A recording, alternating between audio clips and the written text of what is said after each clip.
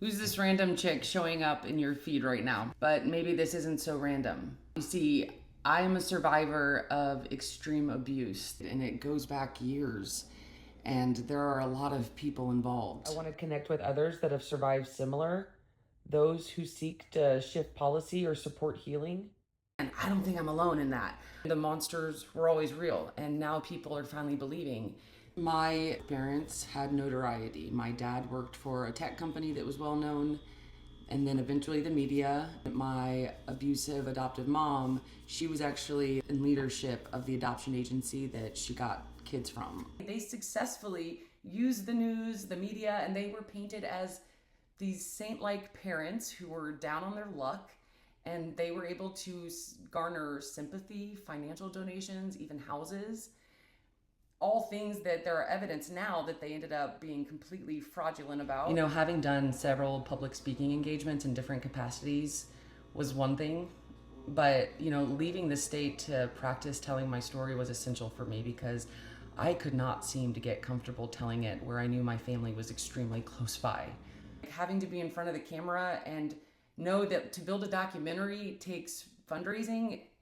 And that was the same thing that my abusers did. The real reason that I ended up leaving the state to figure out how to tell my story, because when I attempted to speak it out loud, being at home in Indiana, I peed my pants a few times. I froze, my body convulsed like epileptic almost.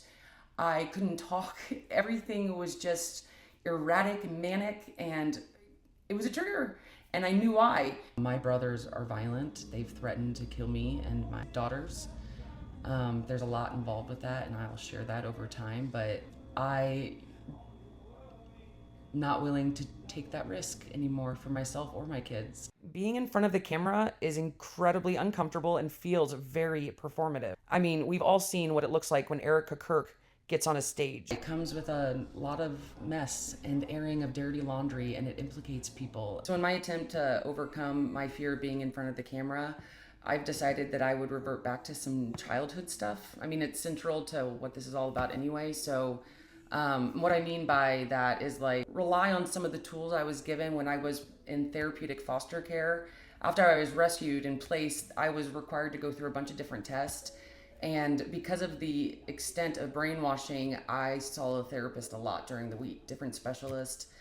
Over time, I'll share more about that and why that actually led to me publicly speaking. Anyway, because I'm so uncomfortable with it, I decided that I would kind of create an environment that was my own. And, ultimately, this is for myself, that I track my own journey because I'm out here for an awakening.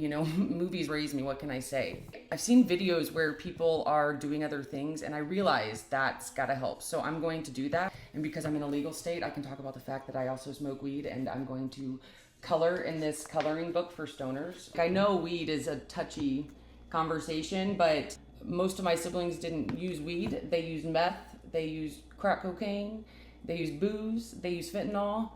And it wasn't pot that killed them, so we can have that discussion, but I highly recommend some research if you think otherwise about it. I figured if this was a total bust, that I wanted this to be mutually beneficial, even if you spent and wasted time with me.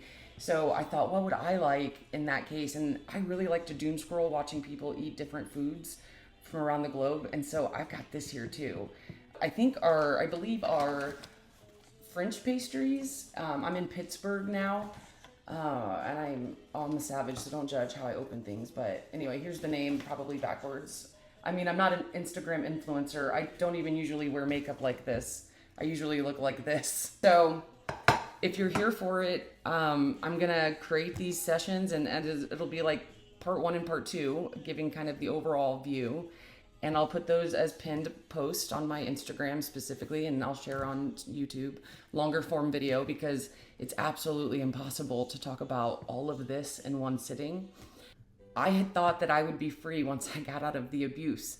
And I'm glad we're talking about what the Epstein files did, that the world is waking up to these stories. And I want to share my own version because it really is happening at a local level. And I'm unwilling to drop the topic. And I guess shutting down my life and facing the harshness that I think a lot of us have gone through harmful relationships, and we recognize certain behaviors I started seeing like all the ways that we got it wrong because it looked identical. And I hope that survivors also choose to come forward and tell their stories, because these examples are evidence for people to begin to pull from. It shows up everywhere, whether it's our job, our government, religious spaces, our healthcare, justice system, down to our housing. And yeah, maybe not everybody involved with the Epstein files did something wrong, but if they're not speaking out against it, they're not protecting survivors, they're not standing frontline trying to advocate or learn, then they're part of the problem.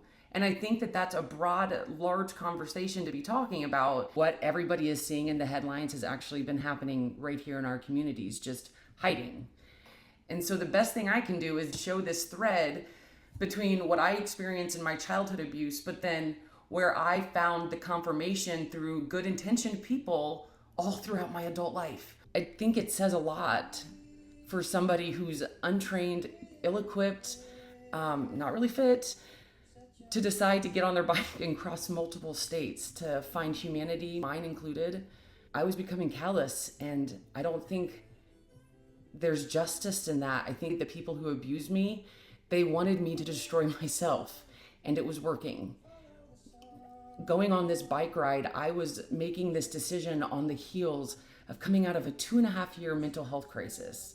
For 2.5 months, dropping my life, shutting down my business, leaving my husband and my kids for that long of a period is crazy. And to jump on my bike and ride across state borders with the intention of getting up to New York, going down to Virginia Beach, then over to Washington, D.C., it feels like, looking back now, it took a lot of shit. I was routinely told by professionals and others who were involved with my situation that my parents were ill-equipped to take on that many children, which, like, then why was that allowed, by the way? I was told that they were hurt, and hurt people hurt people.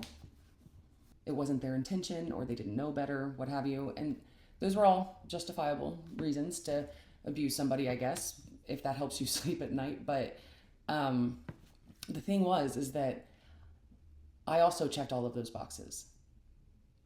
I was a hurt person. When I was rescued, or when I turned 18, I was completely ill-equipped, not ready. Up until this point, I'd say a lot of the mess I've made, it wasn't my intention.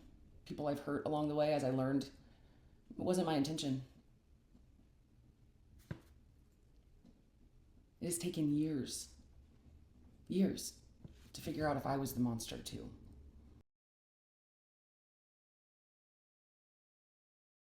I rehearsed exactly how this was gonna go, how I would forgive the very first person on my list. And as an adult woman, I wish I could go back and slap some sense into myself, because I would not have chosen my mother as that person to be on the receiving end, but I did.